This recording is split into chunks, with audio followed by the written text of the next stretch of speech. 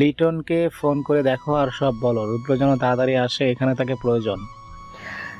দীর্ঘ 5 ঘন্টা পর সুভাষিনীর জ্ঞান ফিরতেই নিজেকে হসপিটালের বেডে দেখে। পরক্ষণেই কালকের কথা মনে পড়ে যায়। সাথে সাথে হাত চলে যায় পেটে। ব্যথা অনুভব হলো। বুঝতে আর বাকি নেই তার এই পেটে আর কোনো অংশ নেই। সাথে সাথে অভ্র বলে চিৎকার করে উঠল সুভাষিনী। অভ্র হুড়মুড়িয়ে কেবিনে ঢুকে সুভাষিনীকে কাঁদতে কাঁদতে দেখে সুভাষিনীর পাশে বসে বলে, কি হয়েছে শোভা, কাঁদছো কেন? সুভাষিনী কাঁদতে কাঁদতে বলে, আমাদের বাচ্চা অভ্র। অভ্রর চোখ দিয়ে পানি পড়ে।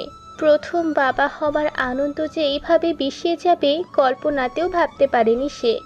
নিজেকে সামলিয়ে শোভাকে বলে, কেঁদো না পাখি, আবার আসবে তোমার কোল জুড়ে বাচ্চা। এভাবে কাঁদলে অসুস্থ হবে তো। আর পেট কাটা। সুভাষিনী অভ্রকে জড়িয়ে ধরে কাঁদতে থাকে। এদিকে সুহাসিনী এখনও মায়ের লাশ ছড়িয়ে ধরে আছে। রফিক সাহেব শ্বশুর বাড়ি আর তার বাড়ির সবাইকে ইনফর্ম করে জানিয়েছে তারা প্রায় সবাই আসছে। জানাজার তো থাকতে হবে তাদের। রফিক সাহেব শত চেষ্টা করেও মেয়েকে স্ত্রীর থেকে সরাতে পারছে না। মেয়ের একটা কথা, তার মাকে কোথাও নিয়ে যেতে দিবে না, তার মা তার কাছে থাকবে। রফিক সাহেব চোখ মুখ মুছে সুভাষিনীর কেবিনে যায়। শোভা বাবাকে দেখে কেঁদে ওঠে। রফিক সাহেব এবার আর কাঁদলেন না। সে এভাবে ভেঙে পড়লে মেয়েদের কিভাবে সামলাবেন। অভ্রর দিকে তাকিয়ে বলে, বাবা, রুদ্রকে কি পেলে ফোনে?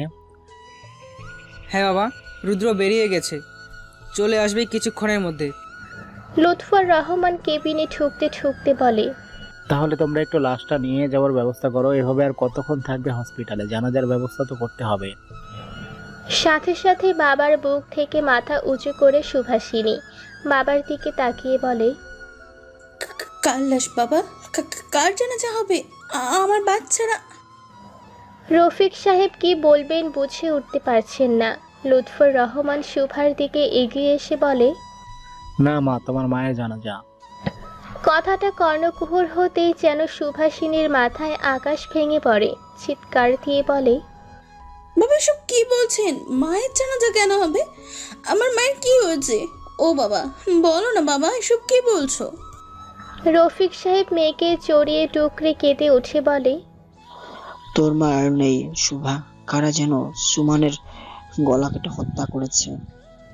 কথাটা মস্তিষ্ক অবধি যেতেই সুভাষিনী মা বলে একটা চিৎকার দিয়ে জ্ঞান হারিয়ে পড়ে যেতে নিলে অভ্র তাড়াতাড়ি ধরে ফেলে। লুৎফর রহমান তাড়াতাড়ি কেবিন থেকে বেরিয়ে ডক্টরকে ডেকে আনে। ডক্টর সুভাষিনীকে পর্যবেক্ষণ করে বলে, ওনাকে আপনি এমন কি বলেছেন যে এভাবে জ্ঞান হারিয়েছে? উনি ডেঞ্জারাস মুক্ত নয়, পেট কাটা হয়েছে এমন কিছু বলবেন না যেটা তার ব্রেন সইতে পারবে না। আচ্ছা ডক্টর। ডক্টর কেবিন থেকে বেরিয়ে যায়। রুদ্র কোনো রকমে বাইকে চালিয়ে আসে হসপিটালে।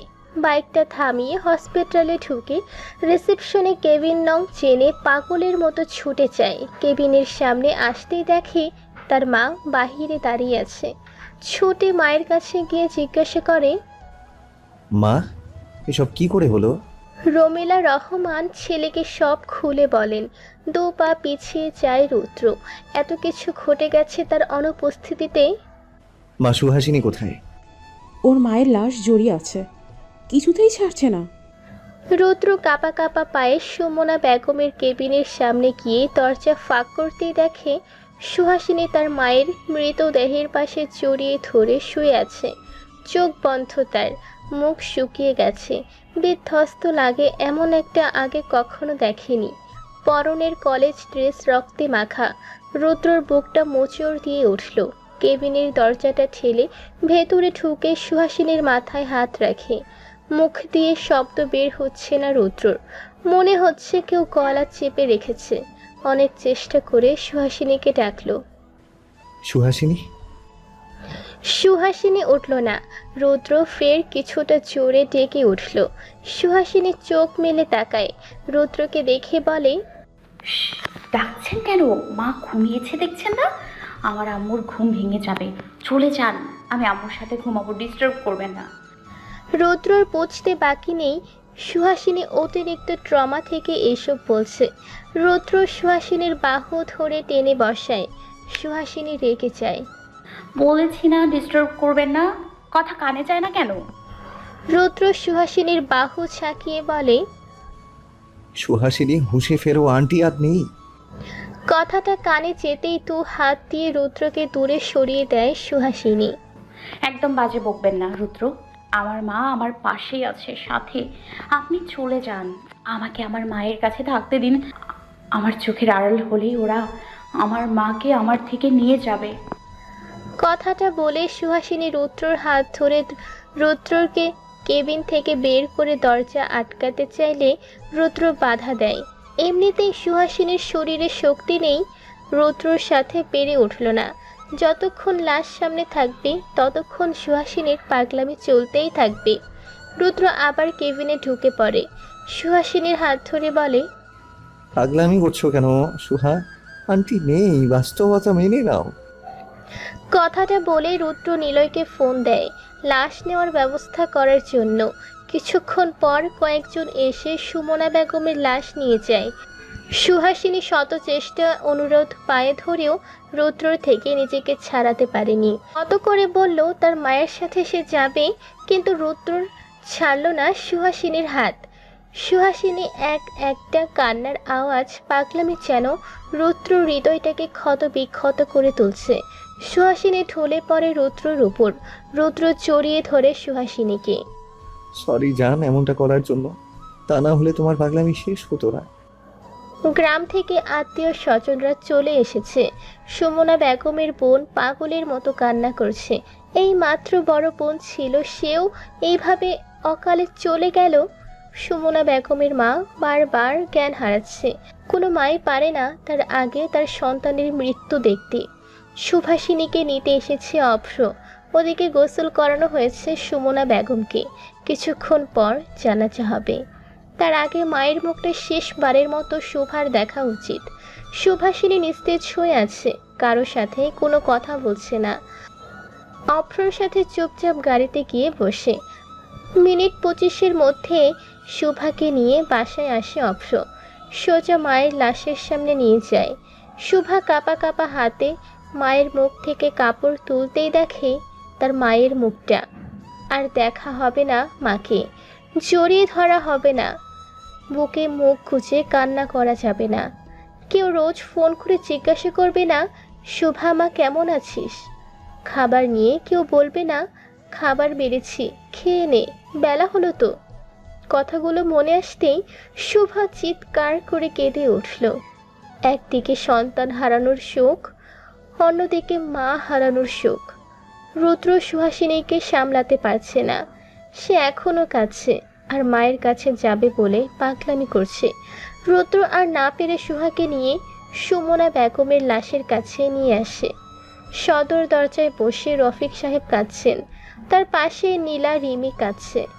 সোহা মায়ের লাশের কাছে আসতে বোনকে দেখে এক ছুটে গিয়ে বোনকে জড়িয়ে ধরে বলে, আপুরে, আমার মা, তুই তো বাসায় ছিলি। কে মারছে আমার মারে? বল না আপু, কে মারছে? তারে আমি নিজ হাতে খুন করব। আমার মারে আমার থেকে কেড়ে নিছে। শোভা বোনকে জড়িয়ে ধরে কাঁদে। পাড়া প্রতিবেশীদের কারো কারো চোখে পানি। সুখী পরিবারটা হঠাৎ করে কি থেকে কি হয়ে গেল। নিলয় রফিক সাহেবের কাছে এসে বলে, মামা, এখন তো মামিকে নিয়ে যেতে হবে। মসজিদের মাঠ থেকে জানাজা পড়ে তারপর কবর দিতে নিয়ে যাবে। রফিক সাহেব হুম বলে বসা থেকে উঠে দাঁড়ায়। বোন নীলিমাকে বলে চায় মেয়ে দুটোকে সামলানোর জন্য। রুদ্র তার মায়ের কাছে বলে, মা, সুহার ভাবিকে একটু সামলিও, আমি জানাজাতে যাচ্ছি। জাস্ট এই সময়টুকু শুধু দেখো। জানি সামলাতে কষ্ট হবে, তবুও মা পারলে কিছু খাইয়ে দিও। রমিলা রহমান ছেলেকে আশ্বস্ত করে। রুদ্র সুহাসিনীর দিকে একবার তাকায়, তারপর রুদ্র, অভ্র, নিলয় আর রফিক সাহেব মিলে সুমনা বেগমের লাশ কাঁধে নিয়ে চলে যায়। সুমনা বেগম মারা গিয়েছে আজ 7 দিন হলো। সুহাসিনী ও সুভাষিনী ঘর কোনো হয়ে গেছে। ঘর থেকে 2 বোন বের হয় না খুব একটা। এই এক রুমেই 2 বোন থাকে। মাঝে মধ্যে 2 বোন জড়িয়ে ধরে কিছুক্ষণ কান্নাকাটি করে। সুমনা বেগম মারা যাওয়ার 3 দিন পর পুলিশ এসেছিল বাড়ি শোভার থেকে কিছু ইনফরমেশন নিতে।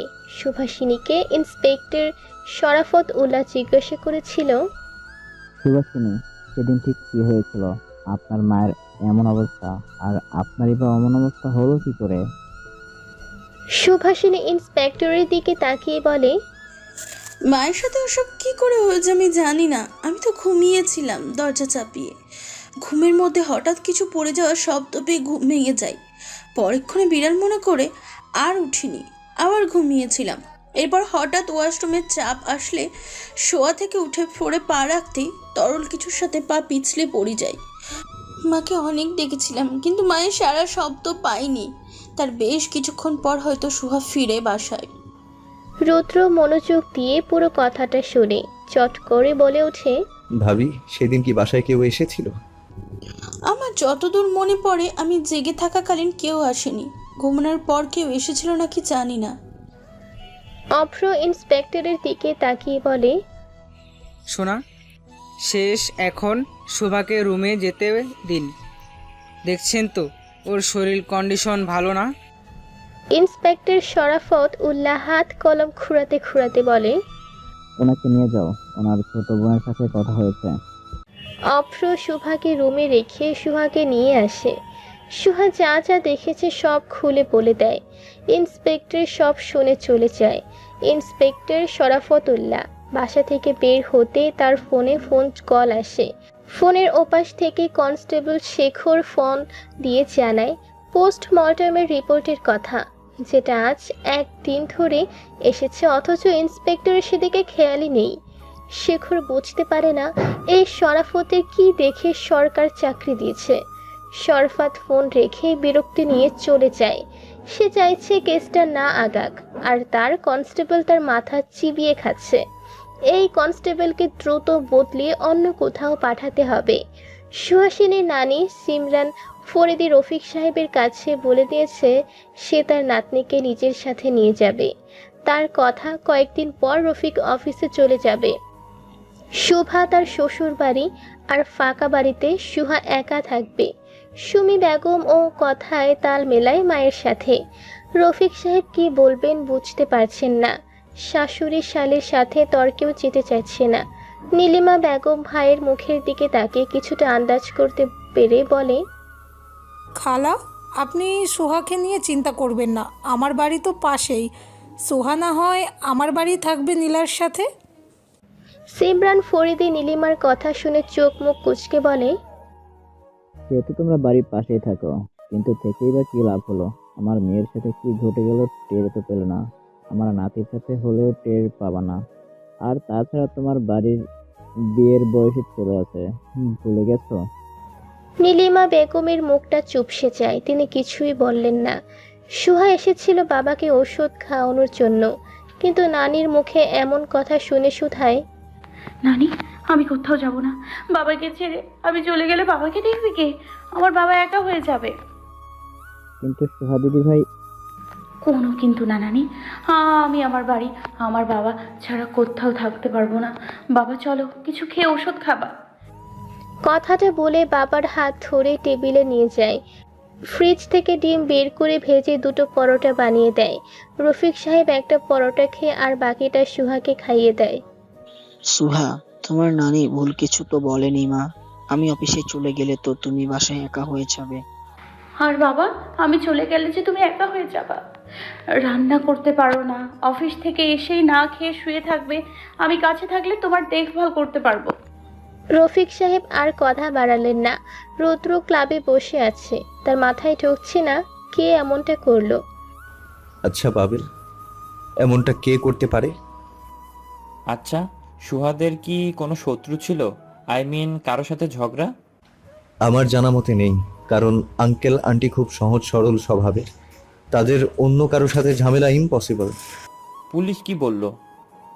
এখনো কোনো ক্লু পাইনি। কাল কিন্তু ইলেকশন, মাহতাবরা ফাঁদ পেতে থাকবে, সাবধানে থাকতে হবে রুদ্র। হুম। মায়ের রুমে বসে আছে সুহা, দৃষ্টি তার দেয়ালে টাঙানো মায়ের ছবির দিকে। বলেছিলাম মা, তুমি হীরা বাঁচতে পারবো না, কিন্তু দেখো দিব্যি তুমি ছাড়া বেঁচে আছি। আচ্ছা মা, কেমন আছো ওই অন্ধকার কবরে? খুব কষ্ট হয় জানো মা, যখন ঘরে এসে দেখি তুমি নেই। মা, আমার গন্ধ আর নাকে ভেসে ওঠে না। রোজ সকালে রান্নাঘর থেকে রান্নার সুবাস আর টিং টিং আওয়াজ ভেসে আসে না। খোলা লম্বা চুল শাড়ি পরে কেউ সোফায় বসে চুল শুকায় না, কেউ আর বলে না সুহা তরকারিটা নাড়া দিয়ে আয় তো। সব কেমন একদিনের মধ্যে ওলট পালট হয়ে গেল। সেদিন দিনটা অন্যরকম হলেও তো পারতো। আমি এক্সাম হল থেকে ফিরে এসে দেখতাম তুমি আর আপু সোফায় বসে আছো আমার অপেক্ষায়। আমায় দেখে তোমাদের দুজনের মুখে হাসি ফুটে উঠত। এগিয়ে এসে কপালে চুম্বন দিয়ে বলতে, এই তো এসে গেছে আমার মাটা। আর আমিও মা মা গন্ধটা পাওয়ার জন্য তোমায় জড়িয়ে ধরতাম। কিন্তু কি হলো, মা ছেড়ে চলে গেলে না ফেরার দেশে। কথাটা বলতে কয়েক ফোঁটা জল গড়িয়ে পড়ে গাল বেয়ে। আলমারি খুলে মায়ের শাড়িগুলোতে হাত বুলিয়ে বুকে জড়িয়ে ধরে। মা নেই, কথাটা ভাবলেই বুক চিরে কান্নারা বেরিয়ে আসে। পুলিশ কি এখনো কিছু বের করতে পারলো না বাবা? তারা কি নাকে তেল দিয়ে ঘোরে? মায়ের মৃত্যুর 10 দিন হতে চললো, তারা তো কোনো ক্লু খুঁজে পেল না। হঠাৎ নিচ থেকে বোনের আওয়াজ পেয়ে সুহা কাপড়গুলো আলমারিতে রেখে ঘর থেকে বেরিয়ে আসে। তাই তো বাবা, আপু তো ঠিক বলেছে, ওনাদের তো কেসটা নিয়ে তেমন আগ্রহ দেখছি না। রফিক সাহেব সোফায় বসে কপালে হাত ঠেকিয়ে বলেন, রুদ্র দেখবে বলছে বিষয়টা। উনি কি করে দেখবে বাবা? উনি কি প্রশাসনের লোক? তা নয়, কিন্তু রুদ্র বলেছে উপর মহলের সাথে কথা বলবে বিষয়টা নিয়ে। রুদ্র রেগে আছে পুলিশদের এমন অনীহা দেখে। যা করার তাকেই করতে হবে। আজ ইলেকশন আগে সেটা ঠিক মতো হয়ে যাক, পরে দেখবে বিষয়টা। ইলেকশন মাঠে মাহতাব বারবার রুদ্রর দিকে তাকিয়ে আছে। রুদ্র সেদিকে চেয়েও না যাওয়ার ভান করে থাকে।